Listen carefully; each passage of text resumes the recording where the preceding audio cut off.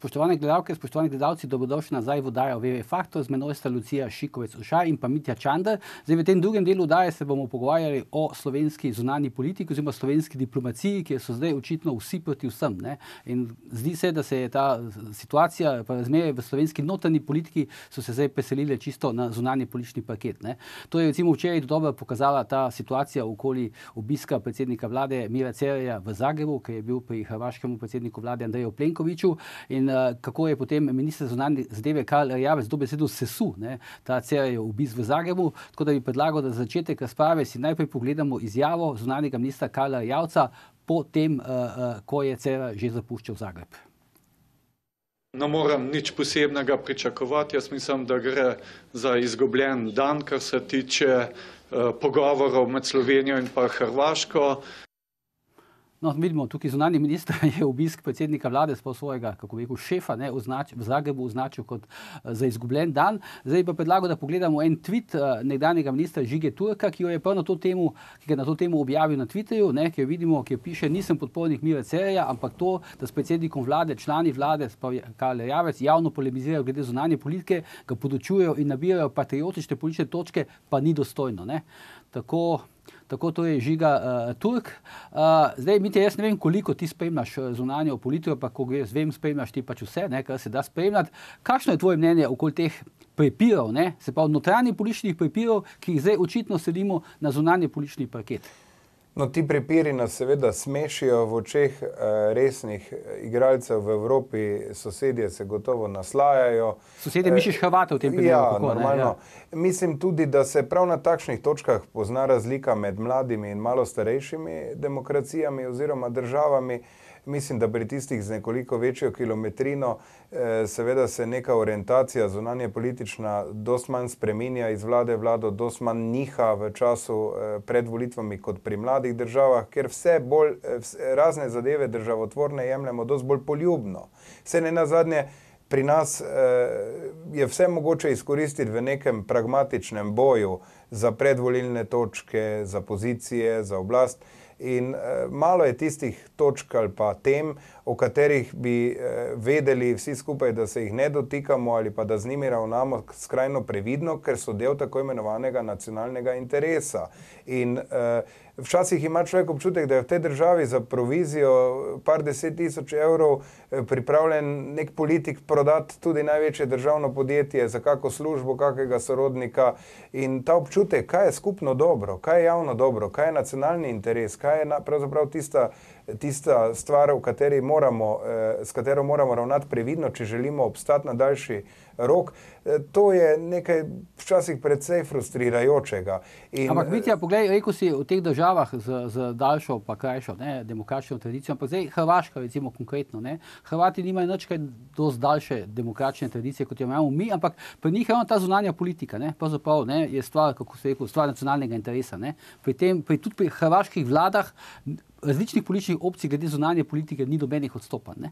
Oni se znajo okoli tega nekako poenotiti. Zakaj Hrvatom to uspeva, nam pa recimo ničesar? Ja, samo njihova zunanja politika ni glih ravno neka velika umetnost. Oni pač imajo to svojo logiko, trdo glavo na momente, da mi hočemo svoje, ne damo nič. Potem, ko pa dobijo šibo poriti od Evrope ali pa od Amerike, od kogarkoli, potem se pa tiho umaknejo.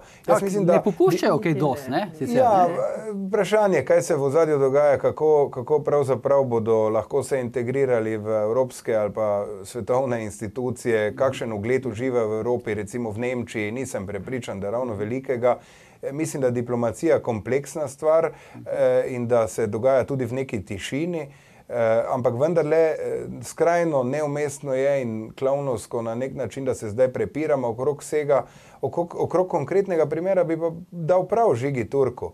Nenazadnje pogovarjati se sosedi v času pred volitvami ni najbolj popularno dejanje, je pa potrebno, je pomembno. Tudi če ni nekih konkretnih rezultatov, jaz vendarle mislim, da taki pogovori vendarle dajejo nek signal, da je pogovor pomemben in verjetno marsikateri politik v času pred volitvami, ki so nabite z nekim patriotskim momentom, lahko tudi, ni najbolj popularno iti in se pogovarjati na, da tako rečem, sosedskem terenu.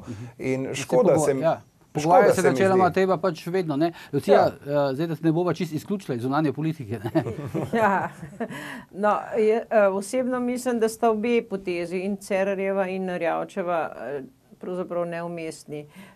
Že samo vztrajanje pri implementaciji... Katera poteza od Mira Cerarja? Je to, da se na vsak način hoče pogovarjati, pri tem, da nekdo odklanja tak pogovor. Mislim, torej, to kaže na to, da nimaš niti toliko ponosa, da bi rekel, tako je pač bila odločitev, če je že taka bila. Jaz osebno se nagibam k temu, da ta odločitev ni veljavna arbitražnega sodišča, ampak da pa potem greš tja in da se jim tako rekoč daš na pladen, kjer ti povedo, da ne bodo sprejeli tvojih predlogov, se mi zdi, da kaže na servilnost Slovenije in je v tej smeri Erjavec seveda naredil izjavo prav. Ampak, da se razumemo, Erjavčeva sama izjava je pa seveda ravno tako obsojanja vredna, ker kaže na to, kar dela Erjavec vedno pred volitvami. On vedno pred volitvami vlado, v kateri je, ruši in jo žali in nabira na ta način politične točke. Skratka, vlada bi se mogla sploh prej odločiti, a bo šel predsednik vlade na Hrvaško ali ne. To bi se moral zmeniti z zunanjim ministrom in potem se temu ustrezno bi mogli odreagirati. Ampak ta servilnost Slovencev do Hrvaške je poteza, ki jo ima vse leve vlade, in jaz mislim, da tukaj Hrvati čist nič ga ne lomijo, lahko so trdoglavi, lahko so trmasti, ampak oni bodo vedno dosegli svoje. Nisem slišala, da smo kjerga Hrvata preselili na Hrvaško, ampak vidim pa enih slovenskih družin, ki se želi preseliti v Slovenijo. Torej, mi smo veliko izgubili in še očitno hočejo Hrvati iztržiti več. Torej, Ker zdaj je zanimivo, sicer ta zunanja politika, kar zadeva Slovenijo, pa ta diplomacija in tako dalje, to nikoli ni bil nek predmet ali pa nek osrednja točka predvolilne kampanje pa teh parlamentarnih volitev. Tokrat pa zdaj ni samo arbitraža, kar je po svoje razumljivo, zdaj prihaja v igro tudi Palestina. In recimo Erjavec, zunanji minister, se zdaj kar naenkrat zavzema, da bi pač Slovenija priznala Palestino. In to je zdaj prvič nek taki, kako bi rekel, nek zunanje politični moment. Saudova Arabija je rekla, da je edino pravilno so naredile Združene države Amerike, da je Jeruzalem glavno mesto Izraela. No, pa se da naj bi Jeruzalem postal glavno mesto Izraela, to je obljubil že Bill Clinton, se smo gledali zadnje posnetke, obljubil je Barack Obama v obeh kampanjah in obljubil je Trump, ki je pa zdaj to realiziral. Mi moramo vedeti, da Palestinci so za Arabce nekaj takega, kot so za nas Romi. Torej, da zdaj ne gremo v šičevanje teh razmer na Bližnjem vzhodu, Lucija, to sem želel, kaj menite o tem momentu, da je naenkrat zunanja politika postaja za neka tema v slovenski predvolilni kampanji? Kot da nimajo kaj drugega govoriti. Zdaj na mesto pokojnin je prišel na priznanje Palestine. Ne vem, kako bojo upokojenci to sprejeli. Ampak oboje, in eno in drugo, se mi zdi, da je neprimerno, nepravi čas. Jasno je, da bomo mi Palestino priznali takrat, ko bojo evropske države. Da bomo niti eno uro prej tega naredili. Vse v soglasju, recimo, s komom. Mislim, tako da tukaj nabirati politične točke je res zgrešeno. Kot da bi tekmovala. Meni se zdi, da sta dva fantka v peskovniku, ki tekmujeta, čigava potička bo lepša. Nobeden ne zna pa narediti potičke. Tako da se mi zdi čist neprimerno čas in osebe, ki to delajo. Kaj pa ti misliš, Mitja, o tem priznanju Palestine? Mene bolj žalosti, da se nihče ni opogumil pa predlagal vsaj nek bolj aktiven odnos do Katalonije. Ne trdim, da je treba takoj bilo priznati, ampak vendarle malo več pobude, mogoče se izpostaviti. Razen bivšega predsednika Milana Kučana, Ja, pa še kdo tu pa tam, ampak mislim na ljudi, ki so na funkcijah. Ne nazadnje, tu mislim, da nam je vendarle bližja tema kot palestinsko-izraelski spor, ampak očitno bolj kočljiva za vse, ki so trenutno na pozicijah in nekako ne upajo se malo bolj izpostaviti, mogoče ponuditi bolj aktivno vlogo pri dialogu v Kataloniji, kajti zame osebno je to katastrofa evropskih razsežnosti, da po eni strani Evropa razpravlja o tem, kako bodo Poljakom zaradi nespoštovanja prava domnevnega vzeli neke pravice, ob Kataloniji pa nekako vsi pravijo, da je španski notranji problem in tukaj mi, ki nam je vendarle bližja usoda Kataloncev, ostajamo lepo pridno tiho. Očitno to ni popularno. Mislim pa, Bojan, da ta tema... Zdi se mi, zdaj, ko govoriš o Kataloniji, se bomo vsi spomnili, ne, tega dneva volitev v Kataloniji, ne, referenduma, kako smo pravzaprav mi, ki smo recimo se malo aktivirali, ne, na družbenih omrežjih, Twitterju, Facebooku in tako dalje, dobesedno prisili, ne, nekaj slovenskih politikov, da so se oglasili, ne, recimo Pahoja, potem Mira Cerarja in tako dalje. Se mi zdi, da so vsi oglasili pravzaprav pod pritiskom spleta, ne zato, ker bi sami tako... Dokaj za knedlom v grlo. Dokaj za knedlom, potem je pa to gre proti nasilju, ne? V bistvu smo vsi odreagirali proti nasilju, s katerim je Španija. Ne za samostojno Katalonijo, Katalonci očitno niso bili tega sposobni speljati, ampak proti nasilju pa sigurno vedno, in to mislim, da smo Slovenci tukaj bili pa enotni.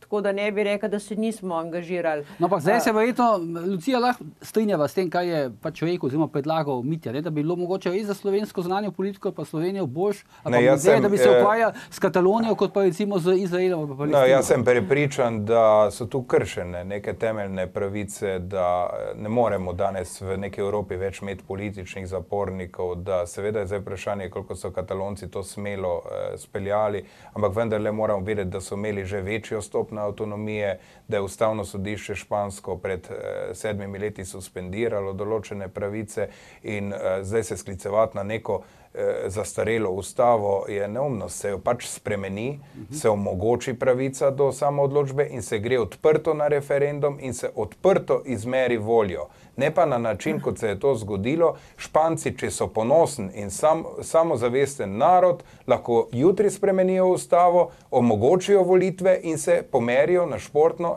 normalni tekmi z normalnimi sodniškimi pravili. Jutri bomo pa priča volitvam v Kataloniji, če se ne motim, so jutri, ki absolutno ne bodo demokratične in svobodne in mislim, da je to nekaj strašljivega za moj okus.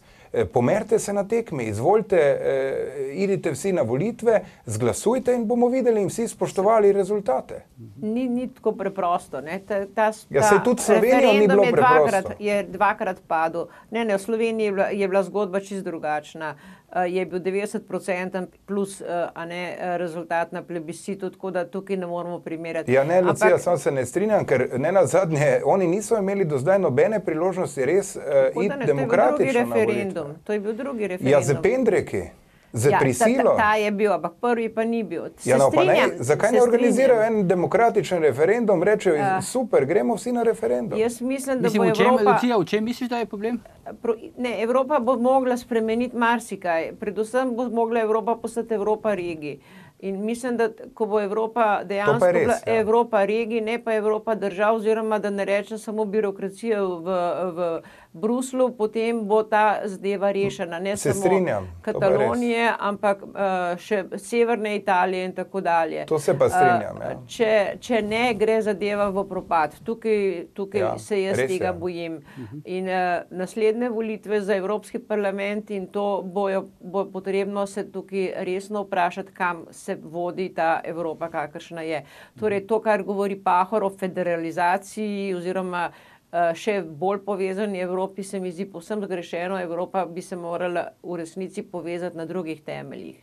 To se pa strinjam. Moje mnenje. To se pa z Lucijo strinjam. Jaz mislim, da bo Evropo treba dosti bolj resno začeti imati, ne samo v tem administrativnem smislu. Zdaj, ker se začelo vprašanje Evrope, tudi recimo vprašanje Evropske unije, pa vprašanje funkcioniranja Evropske unije, in podobne stvari niso tema slovenske notranje politične kampanje, pa bi pa mogli biti, ker tam se te stvari odločajo. Saj še bolj mogoče. Zdaj vendarle se vidimo, kako se povezujejo države od Baltika dol proti Jadranu. Jaz upam, da bo Slovenija zraven. Torej, Srednja Evropa kot kulturen prostor, kot zgodovinski pojem se v bistvu zna povezati, imamo ogromno skupnega in vsi se pač borimo za svoj prostor pod soncem, kjer nas ne bojo ogrožali neki prišleki. Tako da sem vesela, torej avstrijske vlade zelo in ravno tako poljske, češke in madžarske in upam, da bomo šli po tej poti. Tako da... Karl Javec, mimogrede, je bil, mislim, veliko pripomb je bilo v slovenskih medijih na imenovanje nove avstrijske vlade, ne bi bila preveč desna, po mnenju večine slovenskih medijev, pa Karl Javec je pohvalil, da je bil on prvi, ki je govoril z novo avstrijsko zunanjo ministrico. Čeprav nisem točno povedal, v kakšnem jeziku je govoril. Zdaj, ona zna 6 jezikov, zdaj za Javca mislim, da zna enega francosko. Mogoče zna slovensko. No, ampak še en moment bi upozoril, no, zdaj, ko govorimo o tej čudni situaciji v slovenski diplomaciji. Včeraj sem prebral recimo intervju v tedniku Reporter z Vojkom Volkom, to je znan dolgoletni slovenski diplomat, ki je trenutno slovenski konzul v Trstu, v Italiji, ampak on na veliko razlagal v intervjuju, čeprav je uradnik, čeprav je diplomat, zaposlen v zunanjem ministrstvu, o tem, kako so mu ponudili funkcijo zunanjega ministra, pa je odklonil, pa ni odklonil, pa zdaj bi jo mogoče vzel. Cel intervju je poln enih hudih kritik na slovensko diplomacijo, kar je pravzaprav nenavadno za nekoga, ki tam dela. Pred nekaj meseci smo videli, da je imel Karl Javc situacijo, da je eden od njegovih veleposlanikov, Milan Jazbet, veleposlanik v Makedoniji, kandidiral za predsednika države in tako dalje. Meni je osebno Javc rekel, da ga je ta veleposlanik o tem obvestil, da bo kandidiral v zadnjem hitu in da Javec mi je rekel, da je tako rekoč dol padel, da je bilo to nepričakovano, ampak hočem reči, koliko neka razgradnja se dogaja znotraj te diplomacije. Ampak 2 minuti imamo samo še do konca. Ja, je razgradna. Upajmo, da se ne bo uspela razgraditi tako hitro, da bodo prej volitve. Tako da razgradna pa definitivno je. Mitja, to je podobna situacija kot v kulturi, kako? Ja, no, ne smemo biti preveliki pesimisti, vendar le mislim, da imamo tudi ogromno diplomatov, ki niso neumni. Ki so dobri, je pa res, da je vprašanje, če imamo neko enotno strategijo v ozadju, če imamo neko logiko, kaj sploh hočemo v Evropi, v svetu, s kom imamo kakšne račune.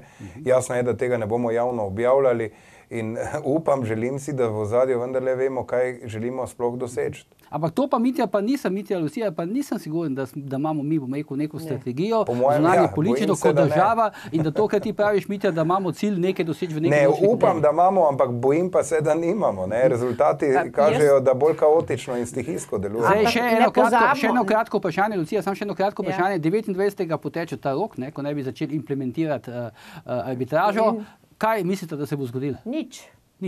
Silvestroval bomo, 29. še ne, 30. in 30. Ja, ampak 29. bomo po mojem že začeli.